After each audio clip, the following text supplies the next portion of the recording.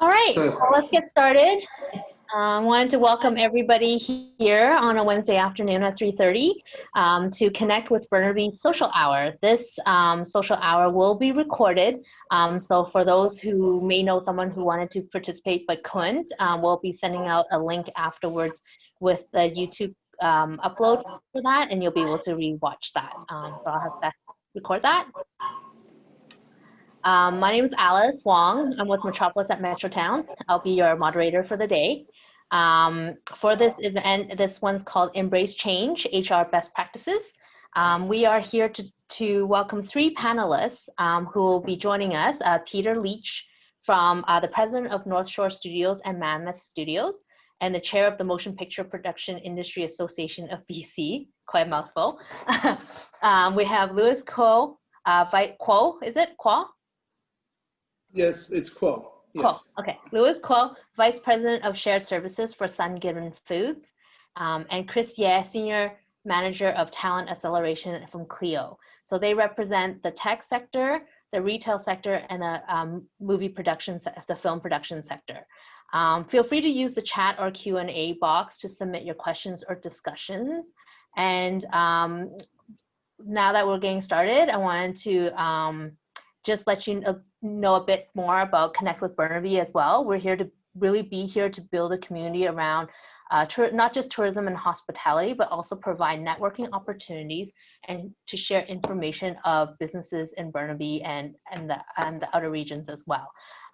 Seth Lee is our chair from Tourism Burnaby.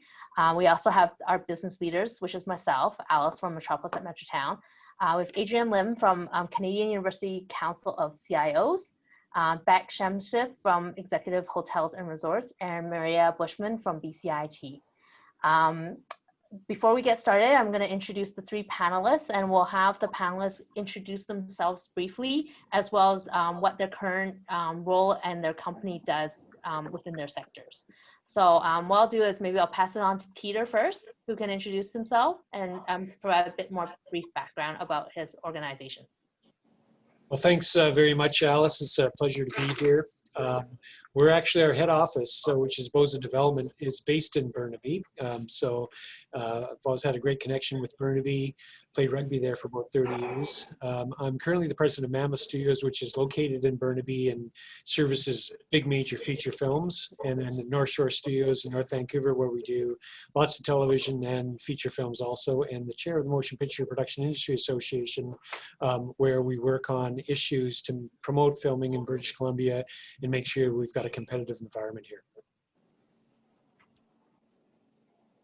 Thank you, Peter. We'll have Chris next introduce himself. Great, thank you, Alice.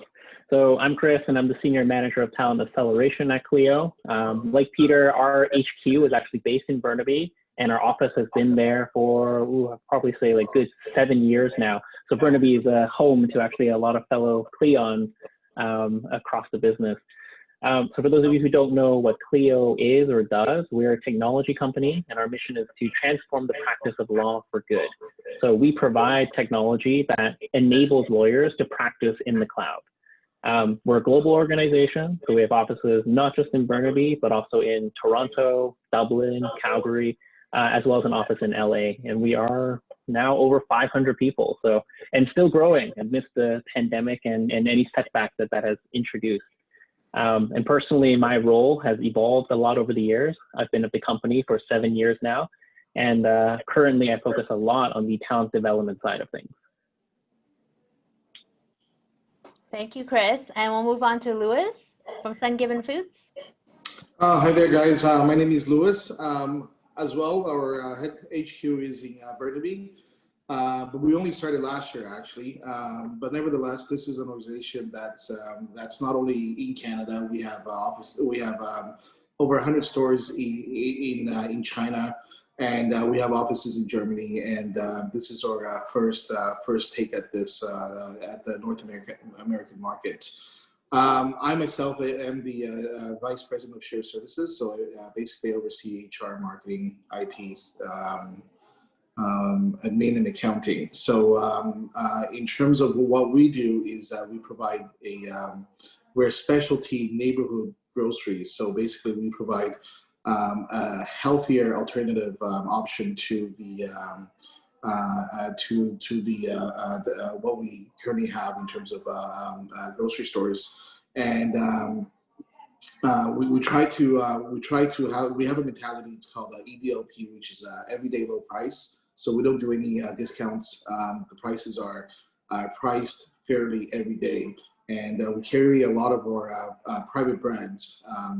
And our private brands, in terms of the products, the quality has to be a lot better than what we buy from national brands. And the reason being is because it's our brand, right? If anything goes wrong with it, then the Sungiven brand would be gone. So thank you. We're excited to be here at Burnaby in this community, and we're hoping to engage with the community more. So thank you, Seth, and the group and Alice, the tourism group, to allow us the opportunity to introduce ourselves to the community. Thank you, Luis. So now that we understand a little bit more about the background and the roles of our three panelists, we'll start off with one of the more easier questions to the panelists is, what has the last 6 months been like for your organization with navigating through the pandemic? Like, what HR challenges do you guys face and navigating through the last 6 months? So maybe we'll just do a brief discussion about that. So I don't know who wants to take it on first. Luis, maybe? Sure. Okay. It's a big learning curve for all of us. I'm pretty sure everybody feels the same way. For us, because we do have the office as well as the retail. On the retail front, we have to be even more creative in terms of how we take care of our employees. Because honestly, creating a safe and clean environment for our employees is really creating a clean and safe environment for our customers as well. So it's been a challenge, but with everybody working together with the help of government information as well, we were able to come up with great things that has helped a lot with our employees as well as with our customers, such as ensuring that recently we don't mandate, but we encourage the customers to wear masks, and that has let our employees to feel safer as well as our customers. Although some people still coming, hoping that they don't have to wear a mask, we still tell them that we encourage it. We're not saying that you have to do it, but we encourage it. And when we say that to them, a lot of them are understanding. So the community is very good in the sense that they understand what we're coming from, especially being at the front line of an industry that is a necessity. A lot of the times we're glad that our customers, the community, is understanding that not to create more, I guess, anxiousness for us in terms of not agreeing with what with these safety precaution ways. Now, in terms of the office, again, we have to be creative, such as we rotate. At one point, we were rotating where the accounting team would come in on certain days, the merchandising teams would come in on certain days, and then the marketing team would come in on certain days. This way, we maintain a very low number of people working at the office, especially when during the April, May, when most of the stores were closed and so forth. So it's been interesting. Honestly, I'm pretty sure all of us the same. We've never gone through this, so we're learning this together, and we're very fortunate to have a wonderful team and a wonderful community that's backing us up with this. Yeah. Thank you, Luis. Let's go, Chris, next. Sure, yeah. So for us, I think it's been filled with a lot of ups and downs. I would say right from the beginning, the main thing was trying to figure out how do we navigate this uncertainty. So for us, with our customers primarily being lawyers in the States, we knew that there was going to be a heavy impact. And we've been seeing that already with a lot of smaller law firms really closing shop. Like if you recall, like a number of courts weren't even open, and a lot of lawyers aren't going to get paid until their cases are complete. So we were trying to figure out how do we weather any storm that might come about in terms of not having the same expectations in terms of revenue and client growth that we originally went into the year planning to have. So our entire focus, and I think we're lucky in the sense that in tech, it was less about how do we figure out how do we get people into the office or anything like that. We were able to just quickly get everyone into working from home and carry on from that pretty quickly. But the challenge was, how do we ensure we have a consistent runway while we wait to see whether the industry itself, the level of impact that we're going to see for the rest of the year. And so for us, we actually had to institute a bit of a hiring pause. We instituted a bit of a salary freeze, all just to make sure, with our guiding principle during COVID, to make sure that the people within the organization will be taken care of as much as possible. So our North Star was really making sure that as much as possible, we do not have to lay anyone off. We do not have to create any situations of hardship for our employees. And so we really quickly just pivoted around and provided necessary support while at the same time slashing a lot of our plans. And so during that time, I would say the difficulties were in specific groups that get impacted with that kind of pivot in strategy. So we actually have a fairly sizable internal talent acquisition team, employee experience team that actually runs and manages the experiences in the office spaces themselves. And for all of these folks, the anxiety, the concern around, do I still have a job? Like, is there writing on the wall that I might have to go start looking? And so a lot of our work was making sure that, they're going to be okay, that they've got great skills that can be applied elsewhere in the organization until we resume any sort of normal programming. And I would say that's the first storm to weather, and we've weathered that. So I'm happy to say that we now have certainty that we're continuing to grow. Our talent acquisition team is back to hiring. Our employee experience team is still there, but they're now thinking about a virtual experience. So it's a good news story. And at the same time, now it's trying to figure out, okay, how do we maintain support for our staff where business is actually busier than what we expected, and just surmounting pressures, just not even just from a work front, but from like a societal front, with all things going with the pandemic, other things beyond the pandemic, and going back to school, like all of these things going on. So we're trying to support our employees as best we can. Thank you, Chris. And Peter, with the motion picture industry, how's that going for you? Yeah, so in March, the industry, voluntarily shut down just because we recognized we didn't have protocols in place in terms of social distancing and carrying on our work safely. So it was, we had probably 50,000 people out of work pretty quick, which was pretty devastating. There's a couple of areas, animation and visual effects continued on, and animation still has done well. And they quickly actually transitioned to home, which was, we thought was going to be a big challenge because of security concerns, but everybody just got down to it and got the job done. So, so that was a real good news story in terms of being able to keep those people working. At the facilities themselves, I think we were right-sized at the beginning. And so we just had people be as flexible as they could in terms of, working whatever hours, and we continued to employ those people, and I think that's paid off, and we got some projects done that we might not otherwise have got done. Our biggest focus was really through our industry association, where we got together, and the unions and guilds were really the heavy lifters, but we made sure that we put together protocols, and the unions and guilds again took the lead on this, putting protocols together for the safe return to work, because that was the #1 priority. We were fortunate in British Columbia that the numbers, and still, even though we see numbers increasing everywhere to a certain extent, we still have a reputation as being having low numbers in British Columbia, which was a great benefit to us in returning to work. So right now, the environment's completely different, but there's now over 60 shows that have started up. So it's great news for the industry. It looks a lot different. Everybody's wearing masks around here. and there's a lot of different protocols that each department's handling, and there's different bubbles within even one production that we make sure, and especially that we keep the cast safe, because if the cast goes down, that shuts the whole show down.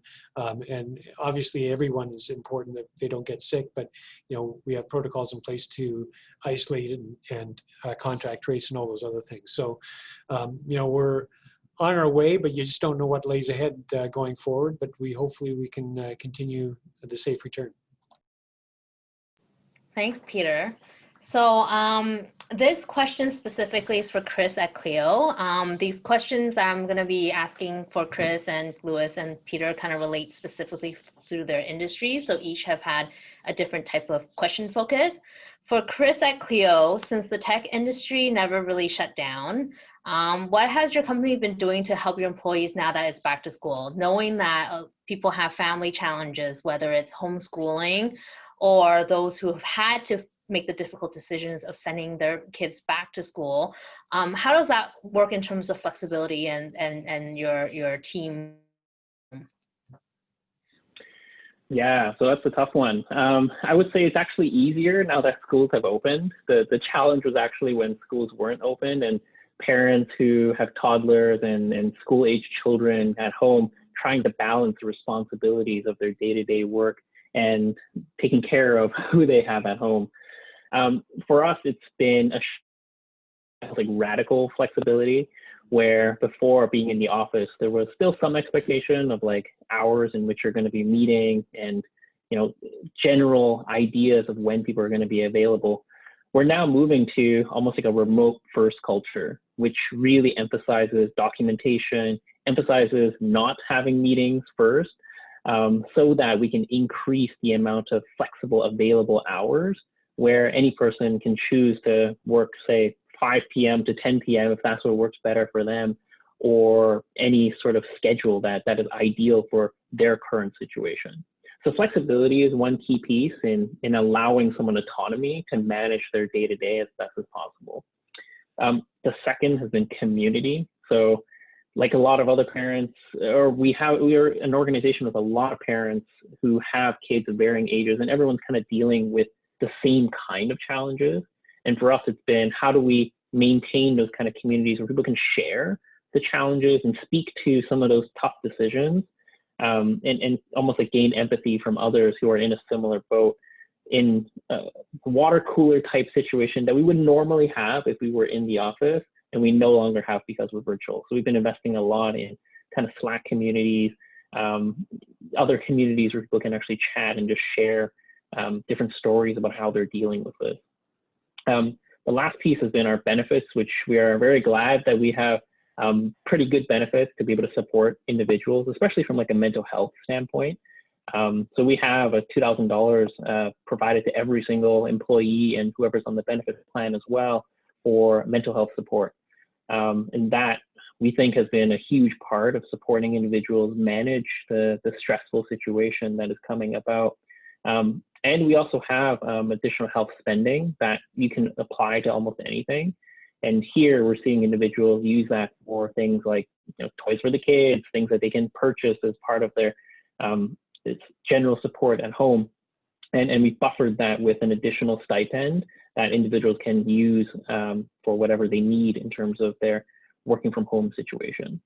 So those are some things that we've been able to do. And of course, I think the biggest impact beyond flexibility in some of those other areas has actually just been working with our managers to be really conscious of how you work with individuals that have different needs and to focus more on outcomes rather than activities. That in of itself and being able to speak to that makes it a lot easier for parents to figure out kind of what works best to actually achieve the results that they want to, without figuring out the nitty-gritty details of their day-to-day activities. So those are just some things, but I'll be honest, like it's hard. There's no real simple answer around some of this.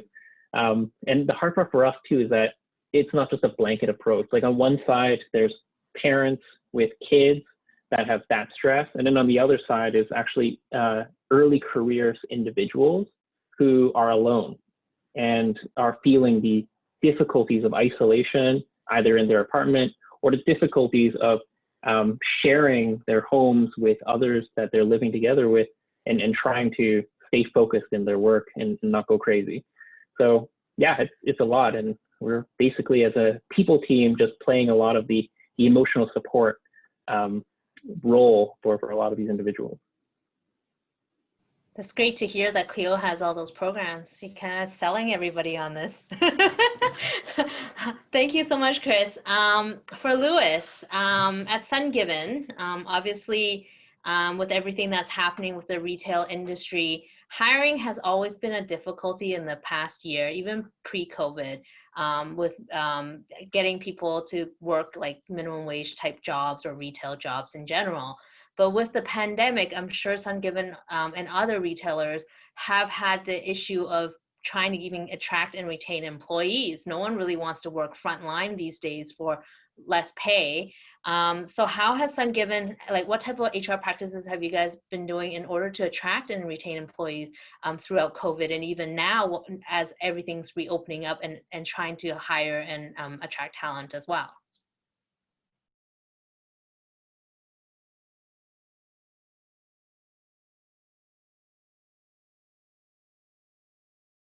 Oh, Luis, I think you're on mute. Oh, there you go. Okay, sorry. That's actually an interesting one. You're right. Pre-COVID was already hard hiring people, but one of the things about Sungiven Foods is that we don't want to be that another retail store. So we've always tried to be, in terms of compensation wise, we've always tried to be 20% above the norm for retail. At times, actually, our retail associates are making as much as the warehouse associates. So we try to be very competitive. We try to be fair with our employees.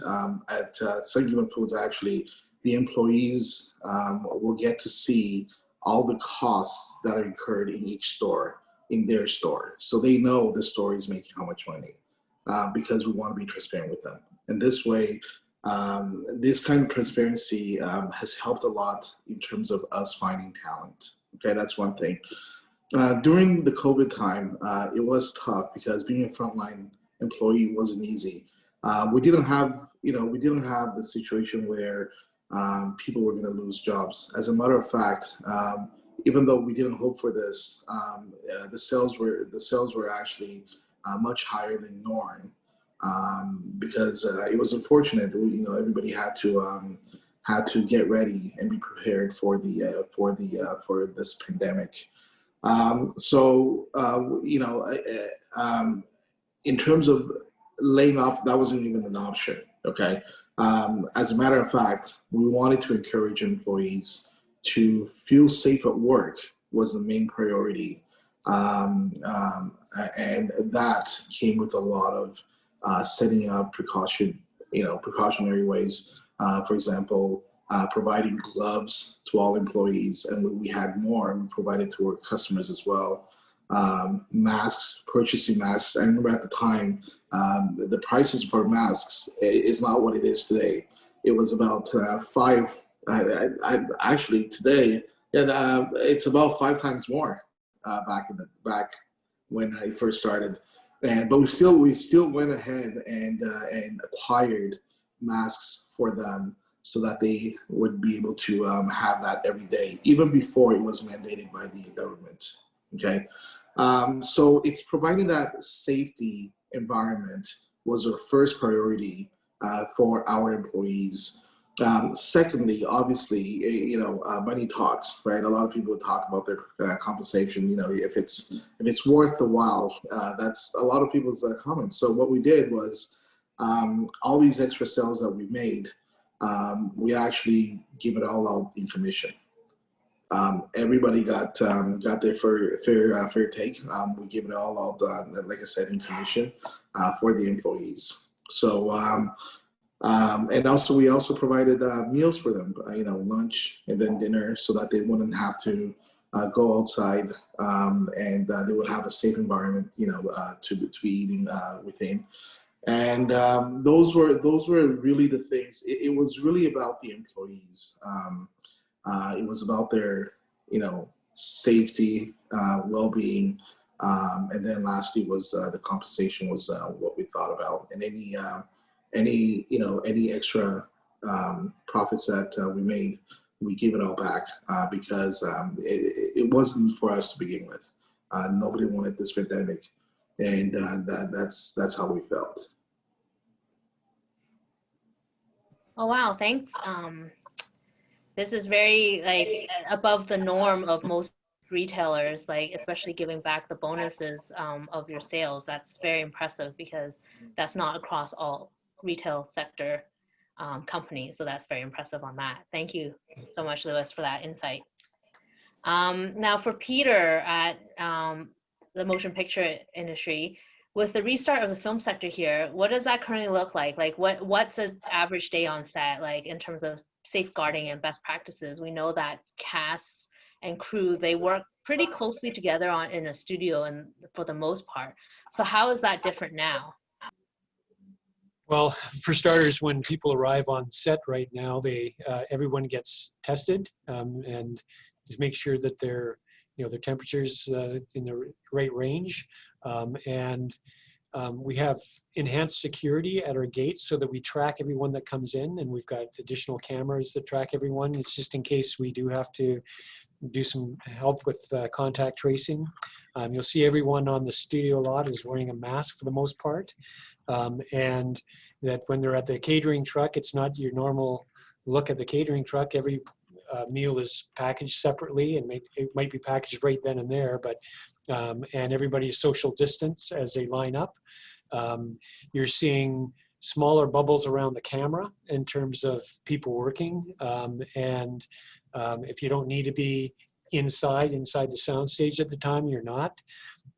And you're seeing, but one good news thing is you're seeing lots of people come to work now, and some of the challenges, of course, are what happens with people when people get sick and they normally wouldn't get paid, and now we're trying to make sure that if you're sick, there's some compensation for those people, which is good to encourage them to stay home. I think everybody recognizes the importance of that we're all relying on our colleagues to do the right thing in terms of how they conduct themselves away from work, because we're very reliant on continue to have a safe workplace. We've set up a lot more washing stations than we had before. In every one of our stages, we installed new sinks and washing stations. You're seeing constantly everybody wiping things down. We've hired additional janitorial staff, and the shows have their own cleaning staff. So it's quite a different look than it was before. All the hair and makeup are all segregated for different actors, so that you're not using, one actor is not using the same makeup as someone else and the same equipment. So it's very individualized in terms of making sure people not only are safe, but perceive the environment to be safe. I think that's a big thing, because I think there is certainly some mistrust going forward in the first 6 months where we're developing protocols. Our industry association did have a number of town halls where we brought on department heads and producers and others to give them encouragement that we were taking the right steps to go back safely to work, because I think that's important. And there's a lot of fear, initially about coming back to work and the nature of the work that we do, because in general it's been in close quarters, but it's less so now than it ever has been before. And there's a lot more planning. I think that's a huge thing in terms of laying things out so that it is safe in terms of carrying on the work. So lots of different changes. But I think, the one interesting thing is it's a little challenging on the social side of things. I think there is a feeling of isolation a little bit between people, but and we may never get really used to that. But I think some of the practices that we're doing, we probably won't go back either. Oh wow, that's different to know that you may never go back to the same ways, especially in film.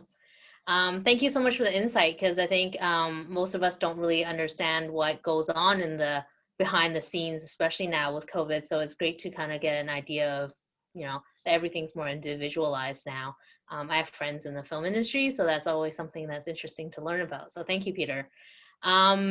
one of the key things I wanted to ask each of you is, if you have to offer one best practice in terms of HR policies for other businesses, either in your sector or other sectors, what would it be?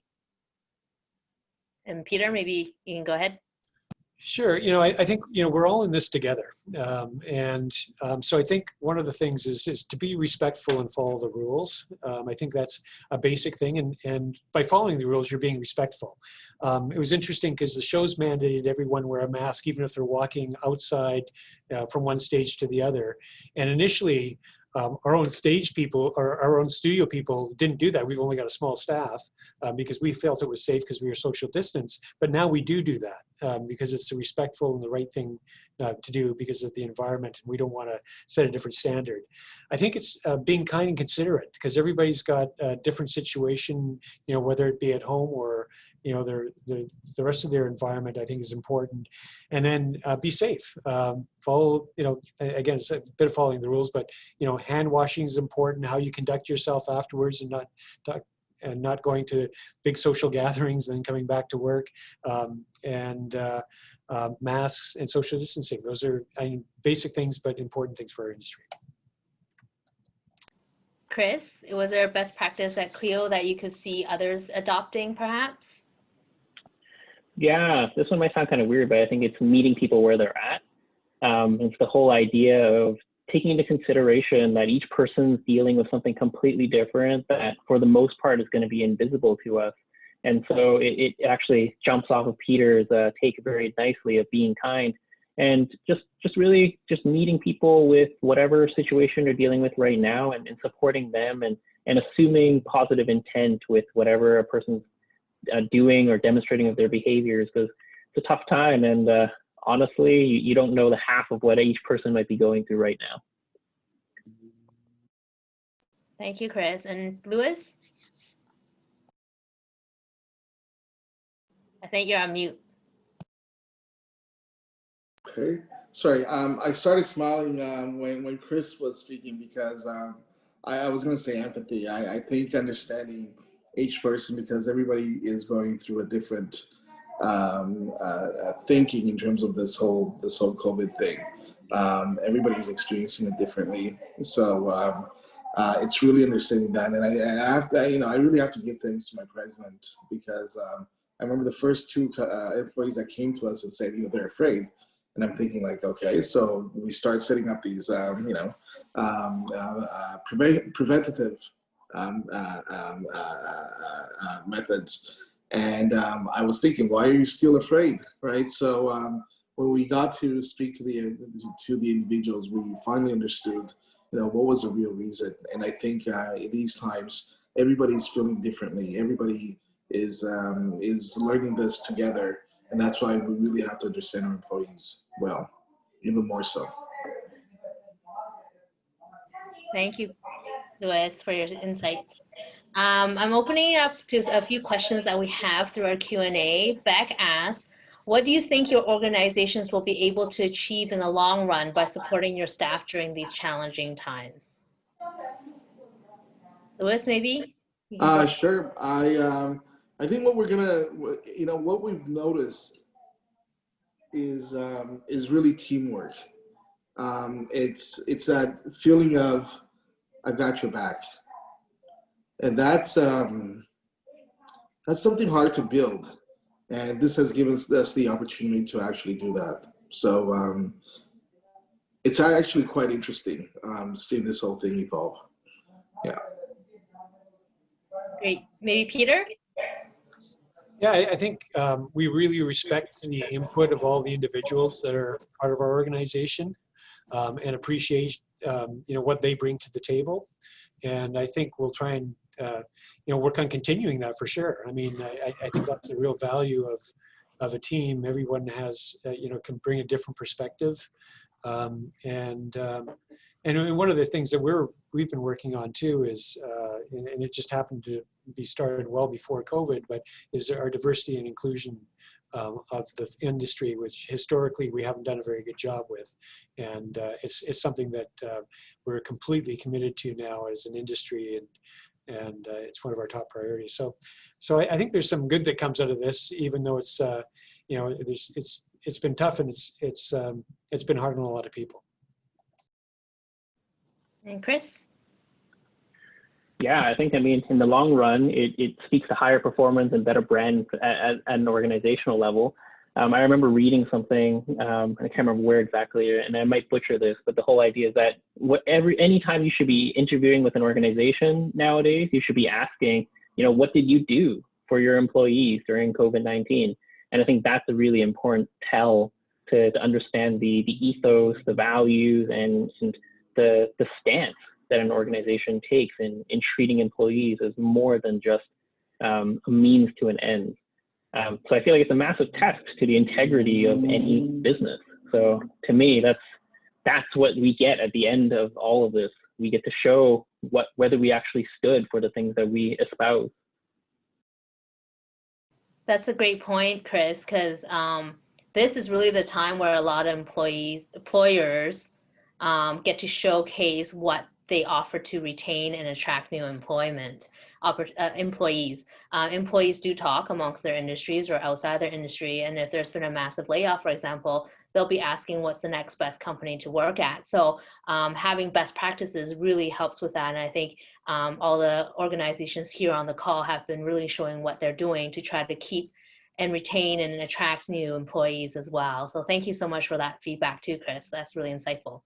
One question there is specifically for Peter is self-isolation requirement stopping the US cast and crew and producers from coming to BC this fall, or are you seeing it returning as normal, or are we getting more uptake? What's the view on that right now? Well, certainly it's a condition of working up in Canada is that you have to self-quarantine when you come here. So I think everybody understands that. I mean, I'm sure there's some people that decide they won't want to come as a result of that, or maybe there's certainly less business trips of say producers or that would normally come up here that don't come up here and go on Zoom or whatever. But for the most part, people recognize that this is a condition, and it probably doesn't matter where you go. It's going to be some sort of a condition where you have to be safe when you travel, and even it's a condition on getting on an airplane, of course, and getting through the border. But you know, we certainly do a lot of testing from a cast perspective when they come up here, and crew members. So that's a part of the protocol.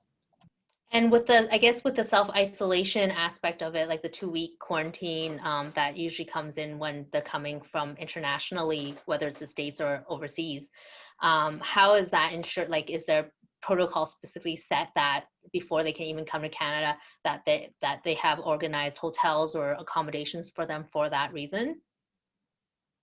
Yeah, I mean, you have to have a plan in place before you can come across the border in terms of where you're staying and how long you're going to be here and who the employer is, and keep in mind that the employers have pretty strict protocol for anyone they're hiring in terms of making sure the rest of the crew and cast are safe. So if it's Walt Disney or Warner Brothers or NBC Universal, they're going to have some pretty strict protocols for people, and those people are pretty dependent, I mean, on those major studios for employment. So you know, I think everybody's understands how important it is to be safe. Sounds great. Thank you so much. Let's see. Question for Chris here. Because of Clio's great reputation with employee engagement and care, was there perhaps a higher expectation from your team members during this time to step up? Yeah, I would say so. I mean, I think being in the tech industry in and of itself already has high expectations, and then Clio being an organization that really focuses on trying to be both human and high performing, there was, of course, loud calls and asks from the employees on more that we can do to support. So I think, yeah, I mean, in some ways, we're definitely meeting that bar, and we're always trying to go above and beyond some of that.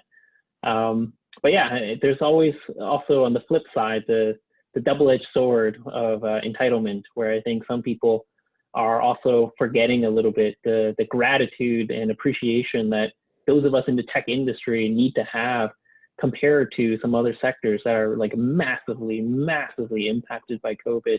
And to me personally, like I'm just appreciative that we have a job and the business is going well. Like, wow, I think we're very lucky to have that in and of itself. Thank you. And then this one's for everybody can address this one, but I'll get it to you, Chris, first.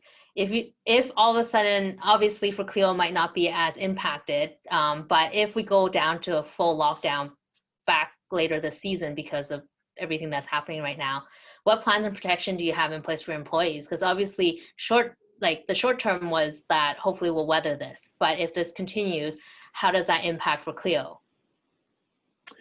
Yeah, it's a good question. So I think locally, I would say not much because we haven't actually even reopened our offices, even though I know a lot of others have. We have actually decided in the long haul to go completely distributed. So we're actually transitioning our entire company into something that we call distributed by design.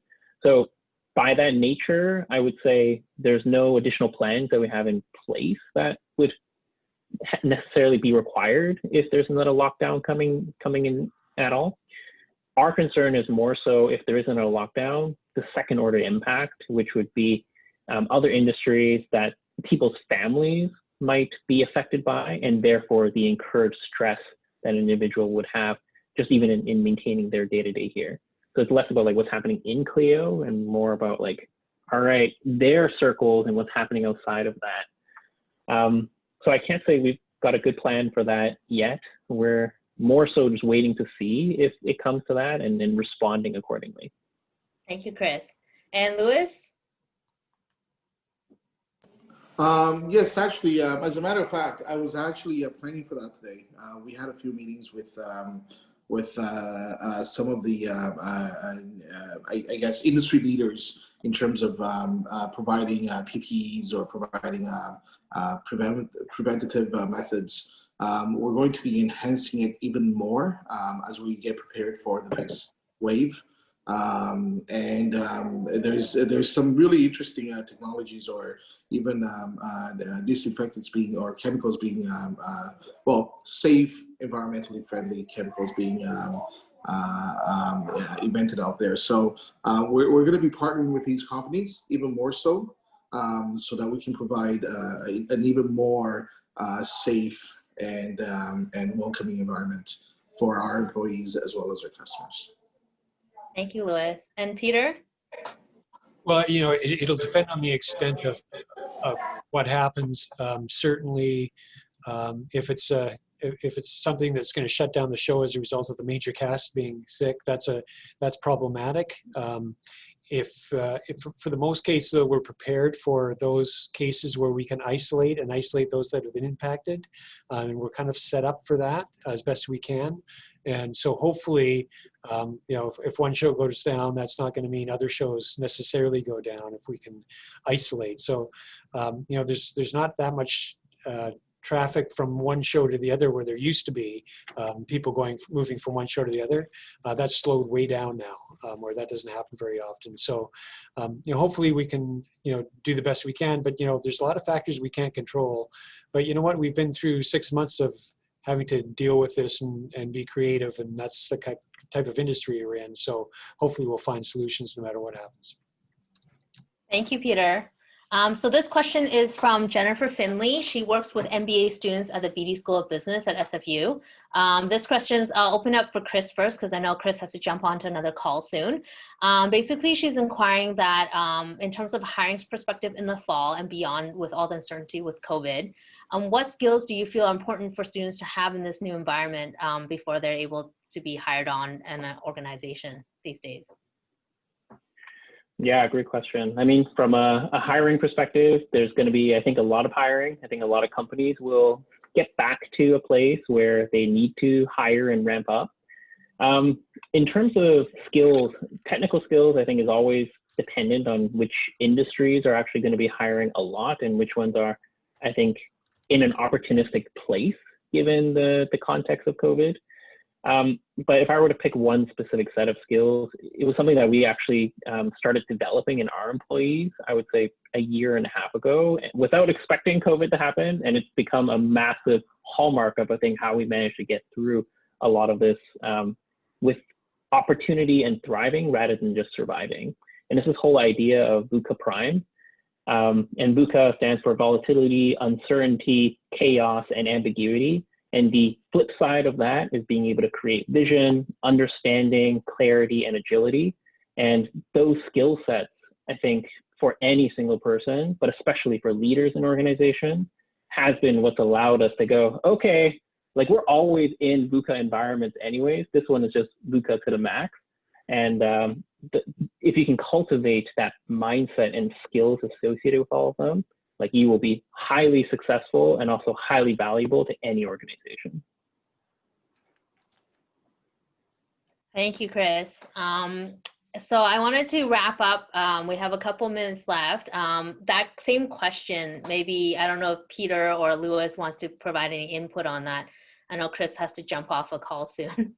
So thank you, Chris, for your help. Yeah, I mean, there's, thanks, Chris, and I'll echo what Chris said. I haven't memorized acronyms yet, but it sounded really good. I think there's a couple things. One is there's certain skills that are in demand for our industry, and trades are actually, some of the trade skills are skills that we're in demand for.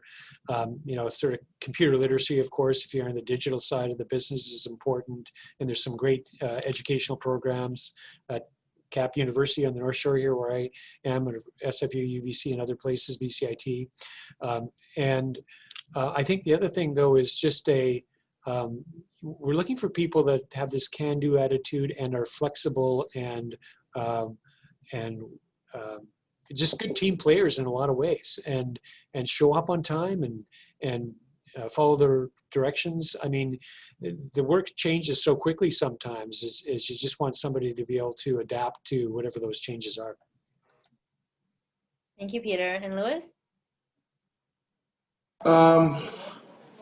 After COVID, I think grit is going to be something that's even more needed. When I say grit, because there's going to be a lot of uncertainties, there's going to be a lot of challenges, there's going to be a lot of unconventional ways of doing things. If feeling that would be, these X factors would be a challenge or perhaps be scared to do, that would be the challenge that these students face. So I think more and more so, this ability to again, I call it grit, to be able to not give up and face a challenge, face the changes, to be successful. So I think this is going to be even more important post COVID. Thank you, Luis. And last question, just to wrap up, is a fun question. Once it's safe to do so, what would be the first event you would want to host or attend, knowing that we haven't had any events lately? I guess I'll finish off this. So I guess a hugging event. I've actually, I think, I don't know, a lot of us may be missing, hugging people. You used to be able to do that when you see someone that nowadays you try to be, you try to keep a distance, and keeping that distance, it just doesn't feel human. Perhaps that would be my answer. Thank you, Luis. Peter? That's so funny, because that's exactly what I wrote down. My first thing was a hugging event. But to go bigger, I'd go maybe the Rugby Sevens or the World Cup would be pretty cool, with a couple of buddies and some cold beer. And secondly, though, I used to get together with my old friends I played sports with every 6 months, and we go for breakfast at some restaurant in Burnaby, and I'd love to redo that again, but we haven't done that for a while. So there you go. I know for myself, I had Rolling Stones tickets that were supposed to be used this year, so I'm hoping next year, possibly, but we'll see how that goes, because international travel, the quarantine ban, so we'll see if concerts are even possible by next year, but I'm really missing those concerts and anything live event, entertainment-wise, right? That's always a good one.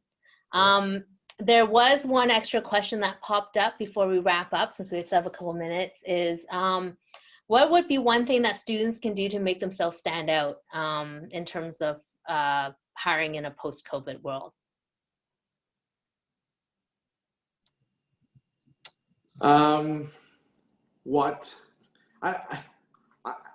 To be honest with you, I don't think this is a post or pre-COVID thing.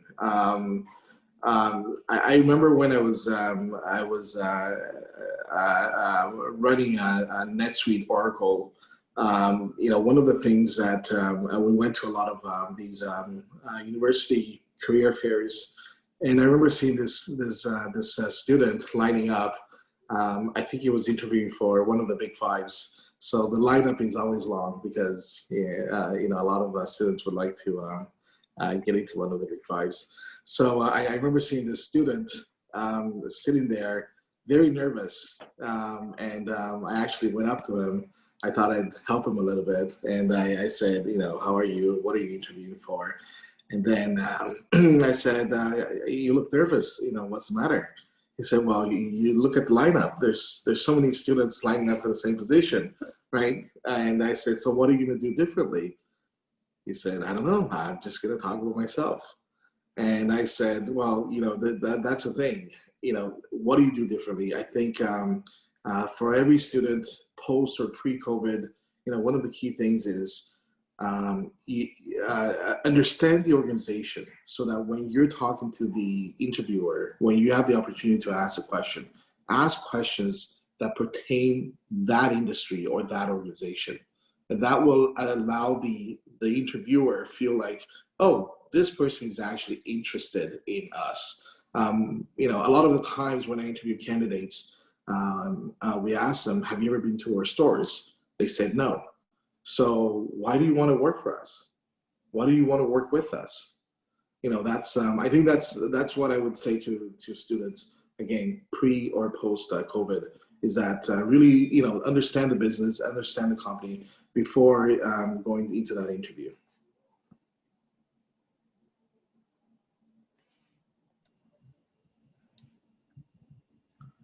I think you're on mute, Alice. Oh, any add-ons, Peter?